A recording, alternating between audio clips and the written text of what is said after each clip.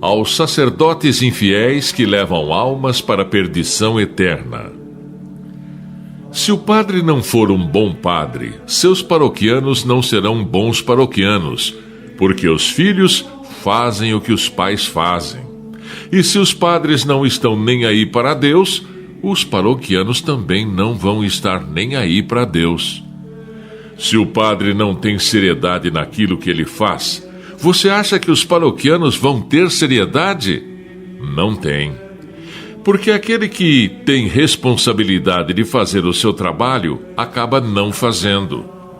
Por isso que tem muita gente que é cristão meia boca, porque infelizmente o sacerdote é meia boca. É preciso acreditar, porque acreditando vai falar para os seus paroquianos, e os paroquianos, sabendo que existe um céu, um lugar melhor, eles vão desejar ir para o céu. Sabendo que existe um inferno, eles não vão querer ir para lá. Por isso vão querer ser santos. Também vão entender que existe um purgatório e não querem ir para o purgatório. Então vão querer levar uma vida mais santa ainda, de seguimento e perfeição do Senhor. Mas, se mal acreditam que existe um céu, não acreditam que existe o inferno. Então, se não prestaremos contas a Deus de nossos atos, vamos viver do jeito que todo mundo vive.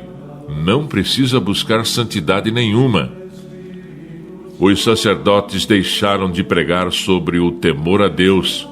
Largaram a direção espiritual, desde o dia em que tiraram suas vestes, a batina. Deixaram de rezar o breviário.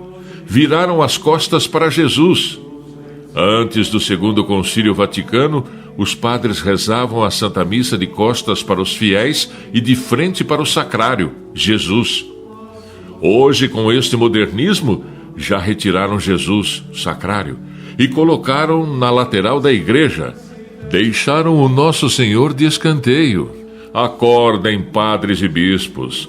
Vocês não exigem mais a confissão. Hoje se vê filas enormes da comunhão. Pessoas comungando em pecado mortal, comunhão sacrílega. Por isso vemos tantos escândalos. Coisas que aconteciam escondidas passaram a ser mostradas, não por pessoas, mas pelos próprios padres. Como poderíamos imaginar que, do Vaticano, o coração da igreja, ia sair um sacerdote se declarando homossexual, dizendo para todo mundo que ele é homossexual? Que vantagem! Ao invés de mostrar, ou pelo menos tentar ser santo, se declara homossexual. O que dizer e o que pensar de um papa ao ser entrevistado por um repórter responder: quem sou eu para julgar os homossexuais? Também o mesmo papa disse que a igreja deve pedir perdão aos homossexuais. Vamos ver o que diz a Sagrada Escritura. Acaso não sabeis que os injustos não hão de possuir o reino de Deus? Não vos enganais, nem os impuros, nem os idólatras, nem os afeminados, homossexuais, nem os devassos, nem os ladrões, nem os avarentos, nem os bêbados, nem os difamadores, nem os assaltantes hão de possuir o reino de Deus. 1 Coríntios 6, 9, 10. Jesus aparece para Santa Maria Margarida Alacoque e mostra seu coração. No lado tem a marca da lança que foi penetrado na flagelação. Tem a coroa de espinhos e em cima fogo, para mostrar que tudo foi por amor. E Jesus diz: eis o coração que tanto vos amou. Mas esse coração é desprezado. Quanta ingratidão! Principalmente pelos meus consagrados, sacerdotes. Jesus poderia esperar toda a ingratidão dos ateus, dos materialistas, daqueles que não querem saber de Deus, e sofrer por isso, por não reconhecerem o grande amor dele para conosco. Mas ele entra neste detalhe. Justamente aqueles que deveriam reparar tanta ingratidão são eles que fazem mais ainda, porque fazem sabendo. Não que não exista Padre Santo. Existe. mas são muitos poucos. Infelizmente, esses poucos que ainda existem dizem que a igreja tem que obedecer esse Papa. Não enxergam tantos desprezos que este Papa está fazendo contra Jesus. Uma falsa obediência. Esses poucos sacerdotes também perseguem e desprezam este livro, a Palavra Viva de Deus, escrito pelo próprio Jesus Cristo e a Virgem Maria, para nos alertar desta apostasia da nossa Igreja Católica. Assim como os sumos sacerdotes não reconheceram que Jesus Cristo era o Filho de Deus, e com raiva blasfemavam e gritavam: solta Barrabás e crucifica a Jesus Cristo. Hoje, infelizmente, as coisas estão se repetindo. Os padres e bispos apoiam o modernismo, a destruição da igreja e perseguem um mensageiro enviado por Deus. Vamos rezar pelos sacerdotes, para que eles tenham uma vida santa, de sacrifícios, preocupação pelas almas, celebração do santo sacrifício, preocupados com o povo. Mas tem padres preocupados com a estética, fazendo sobrancelha, musculosos, com suas roupas para mostrar que são fortes. Vocês já viram a maquiagem de Cristo? Uma coroa de espinhos na cabeça, marcas de cicatrizes no rosto e no corpo da flagelação, cuspido no rosto, sem roupas, humilhado por amor a nós. Essa é a maquiagem de Cristo.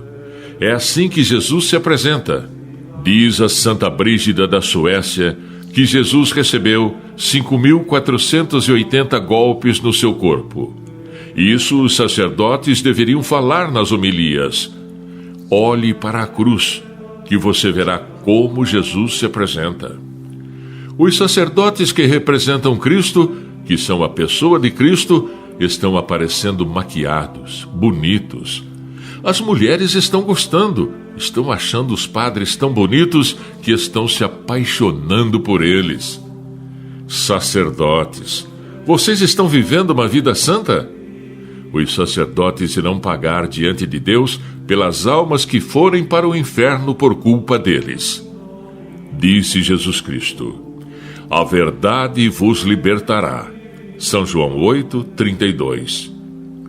Que bispos e padres aprendam com nosso Senhor a pregar a verdade, toda a verdade, abertamente, sem medo de desagradar aos fiéis.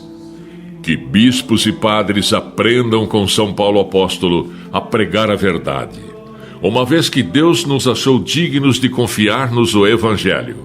Falamos não para agradar aos homens, mas sim a Deus, que perscruta o nosso coração. 1 Tessalonicenses 2:4. E é porventura o favor dos homens que agora eu busco, ou o favor de Deus? Ou procuro agradar os homens?